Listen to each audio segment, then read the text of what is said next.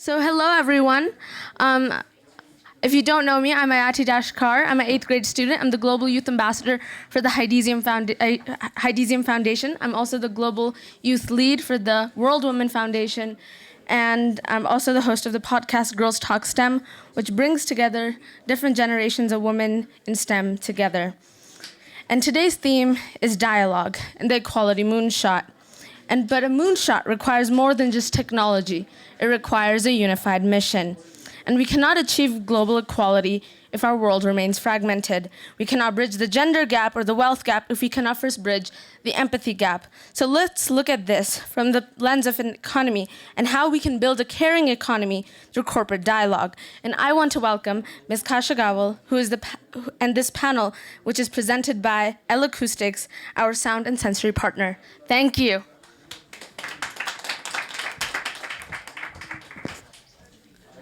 Hello everyone, my name is KATARZYNA GAWEł and I'm head of diversity, equity and inclusion at Springer Polska, which is media company. I'm also Forbes Women podcaster, but today is not about me. Today is about caring economy. So let's welcome my panelists. Françoise Cardoso. Françoise Cardoso? Yes. Do I spell it correctly? Because my children speak fluent French and I don't, Okay, so Françoise is CSR and Sustainability Executive Director at L-Acoustics. Let's welcome Françoise.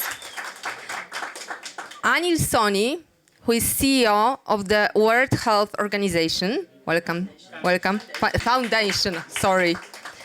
And BLANCA JUTI. Do we have BLANCA? She's the right name. Okay. So we will have also BLANCA JUTI, Chief Corporate Affairs and Engagement Officer at L'Oréal. So let's start without BLANCA.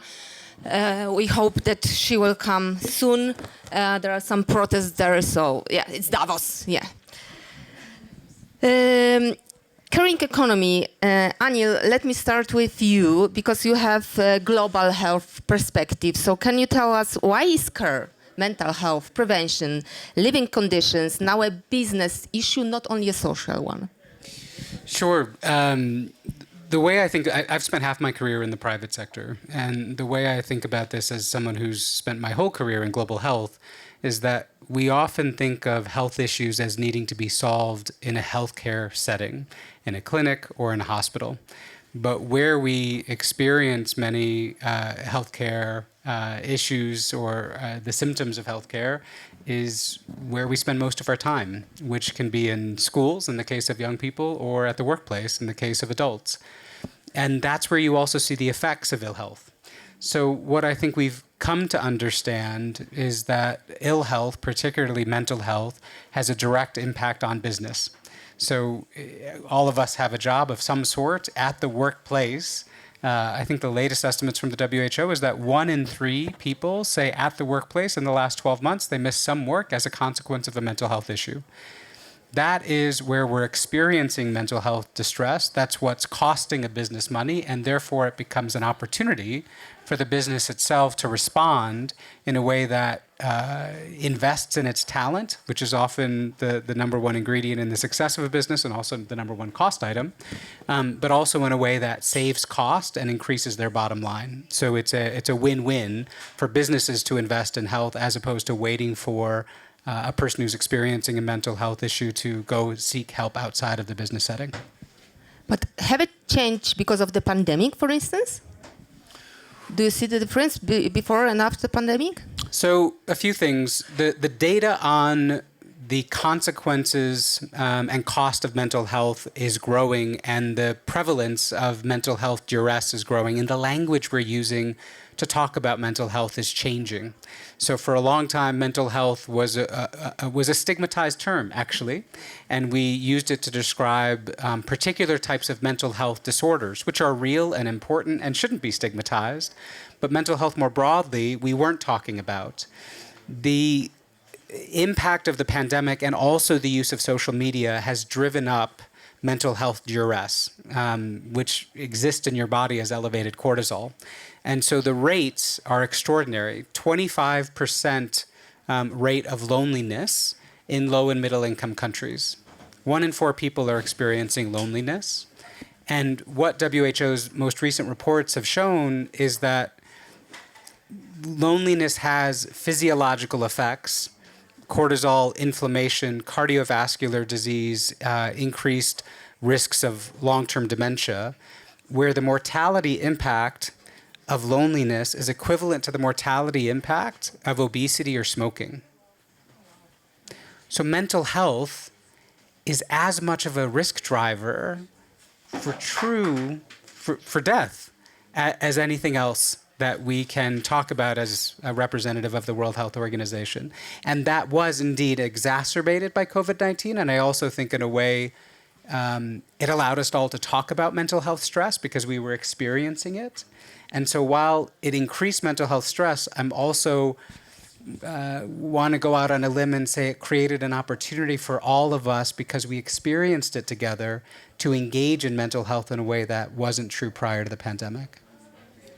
Thank you. Let's welcome again BLANCA JUTI, because we've already introduced you. Sorry. That's okay. That's okay.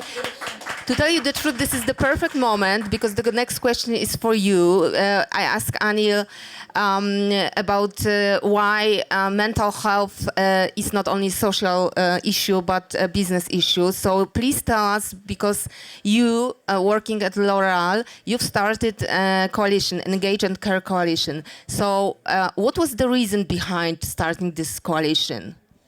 So we started this coalition already in 2013. No, our Share and Care program, and the coalition we started last year. And the Share and Care program is a program that is quite holistic, because it looks at protection. Say you're sick or you have a chronic disease, you don't know if you're going to be able to come to work or not, and we guarantee you a job for 24 months. It contains health, so paying 75% of your medical costs. It contains parental leave also for the second parent or co-parent, and then it's the idea of having great work environments. And then last year, because we develop a lot of things around this. So how should we deal with cancer? What is a living wage? What should we do with mental health? We thought, why don't we, and specifically Jean-Claude, who's brilliant, our head of HR, he said, why don't we share what we are learning with others? And also tap into their creativity. And then why don't we engage with stakeholders together? Obviously, we work with the ILO, we work with the WHO, so it's good if we are more. So now we established that last year. There is now 19 companies. And basically, we are welcoming anybody who wants to join. This is not an area where you should compete. This is an area where we should work together and learn from each other.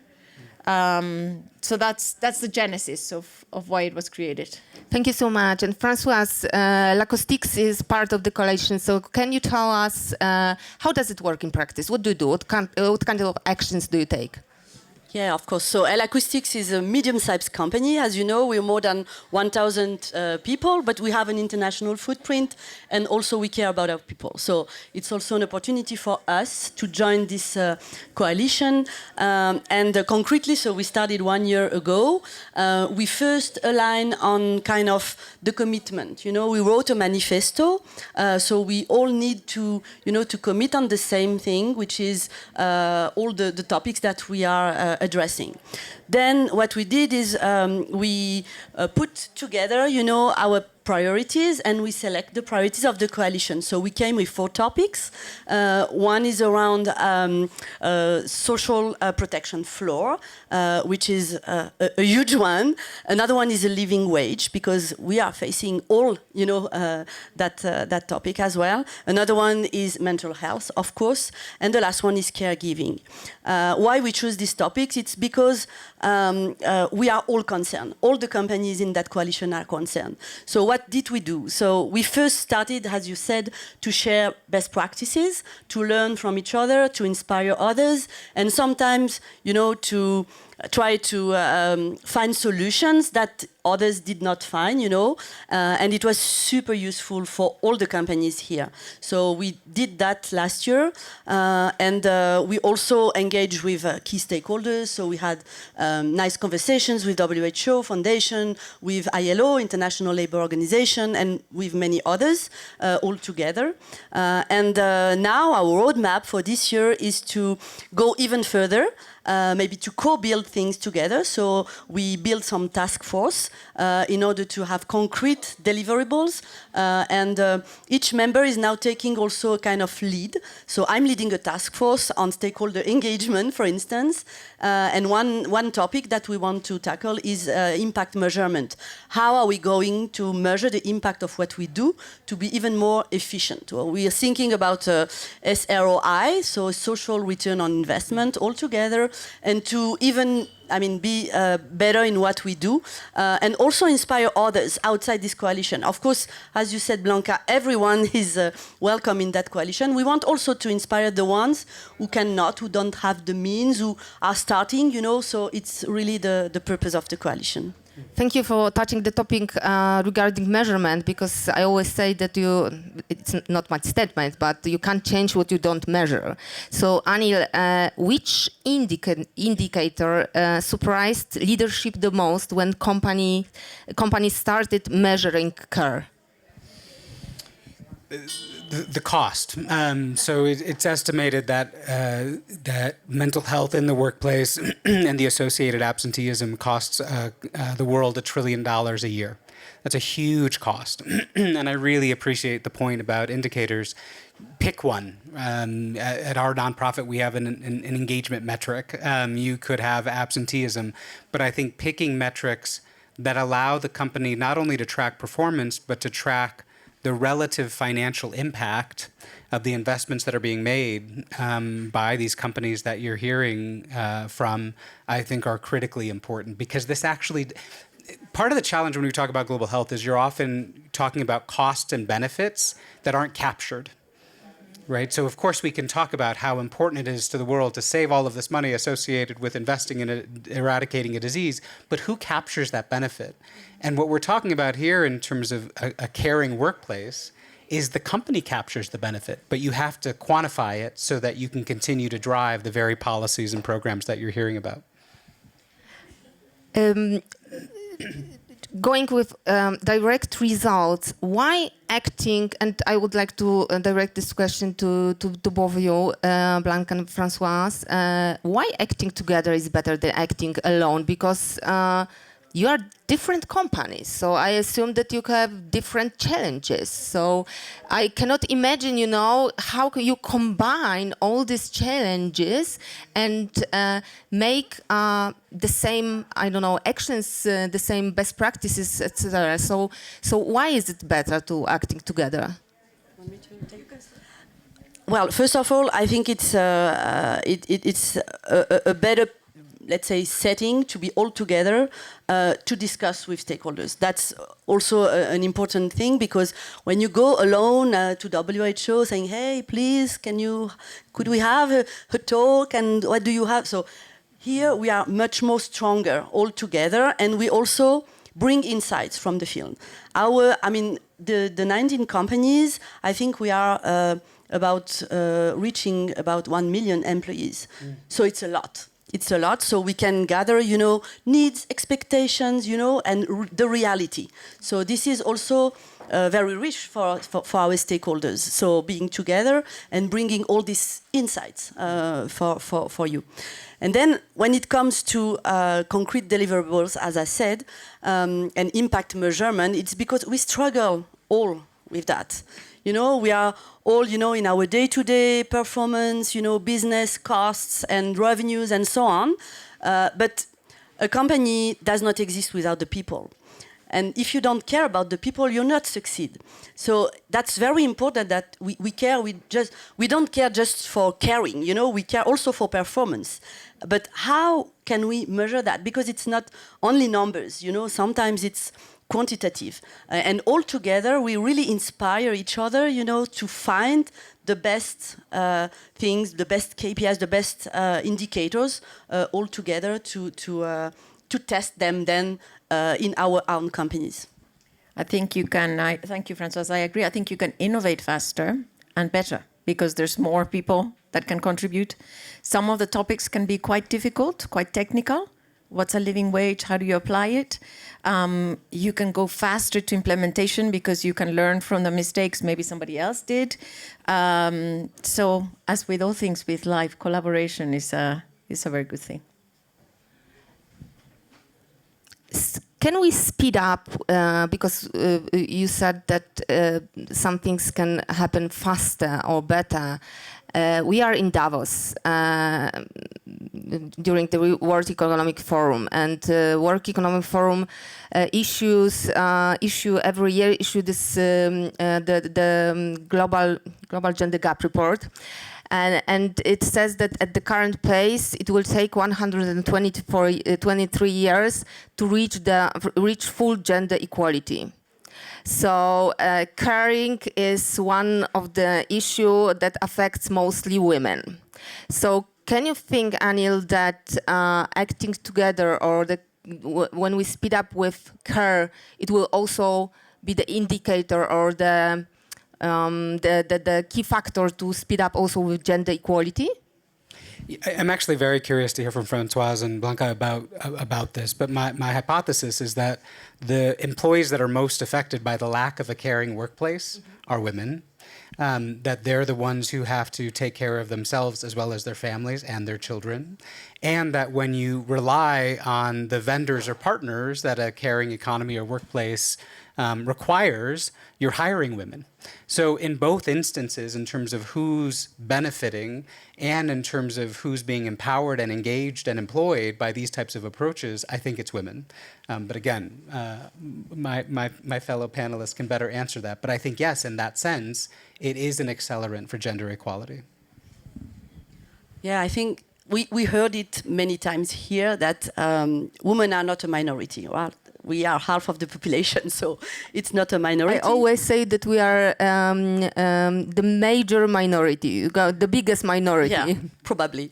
But still, we are underrepresented in many areas, okay? I think that the problem is not solved, not yet. And I think that this requires a bit of time again. But to me, so I can share my personal experience. So I'm a mother of 4 kids, and I'm sitting at a COMEX at my company, you know. So sometimes, you know, I have some remarks saying, oh, but you're at COMEX, so you should be very busy. You can't take care of your kids. I said, yeah, I'm caring, you know, for my kids. And then, or at the contrary, you know, when I have to go with my kids, you know, at school events or whatever, yes, you have kids, so you cannot be committed at work.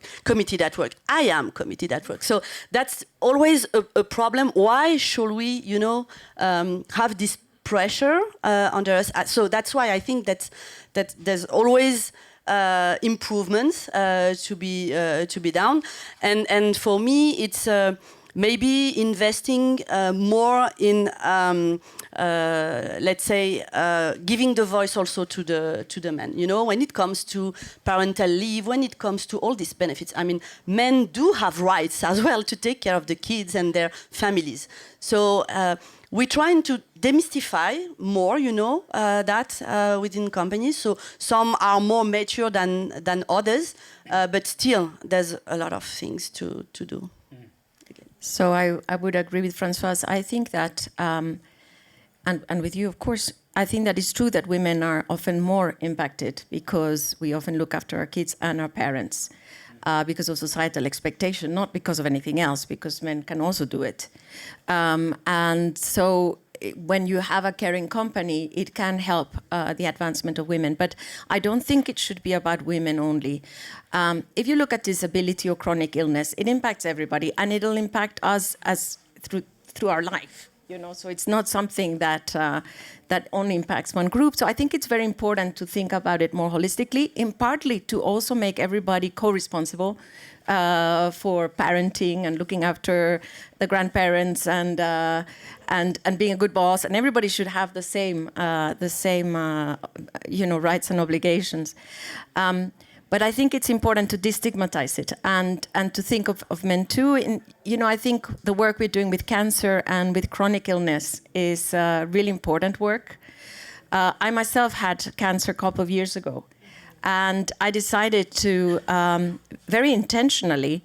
I'm a member of the executive committee of L'Oréal, one of the biggest companies. I very intentionally decided I'm not coming to the office for 5 weeks because, and I'd never done that because I've always been a super working woman, working weekends and whatever. And I did it for two reasons. One was that my kids and my husband were telling me, hey, obviously you got here because of a reason, so now take it easy. But also because I wanted to send the message to my organization that everyone is replaceable and that they could do it alone. And I, in fact, told my team, I'm not attending a single meeting, not even virtual. And so we had the agreement with my direct reports, they could call me whenever they wanted to. And if I was well, I could take the call, of course, which I did. But the message to my organization was, one, you can look after yourself at whatever level you are. The second message was that my team really got strong and they felt empowered. So when I came back, I had a much better team than when I left. And it's been great. So, and we did do last year 4 videos where we captured the experience of 4 people traversing through chronic illness. And at first I told my team, because I'm the head of comms and public affairs, I said, don't put me, put everybody else. And they said, no, actually we want you because you're in the comics and you're gonna send a message. So I'm one of the 4. But the idea was really to send a message that when you're sick, you have the right. And in fact, you need to be, you know, at the moment I have one of my closest team members in this situation, and every week we'll send her honey or magazines or balloons, or just so that she knows we're thinking of her. Because when you're sick, you know, every sign of love helps, but also you need time for yourself. Exactly. And a funny story, because my husband, I have also 4 children, and my husband was supposed to be in Romania this week, today.